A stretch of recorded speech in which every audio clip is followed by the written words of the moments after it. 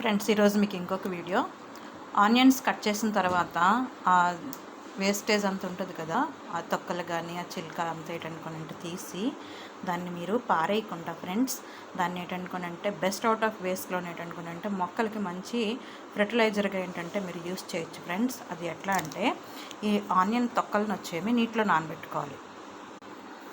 ఇలా నీటిలో ఏంటనుకోనంటే నానబెట్టేసుకోండి ఫ్రెండ్స్. ఇలా నీటిలో నానబెట్టుకొని ఏంటనుకోనంటే ఒక రాత్రంతా ఉంచేయండి దీన్ని. ఇలాగ ఈ వాటర్ని దీని మీద ఏంటంటే ఏదైనా క్లోజ్ చేసి పెట్టేసుకొని ఏంటనుకోనంటే ఉంటే చాలా సరిపోద్ది.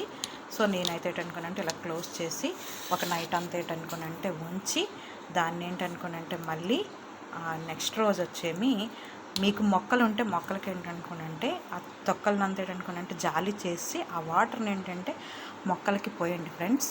దీనివల్ల మీకు మంచి రిజల్ట్ అయితే ఉంటుంది మొక్కలకి.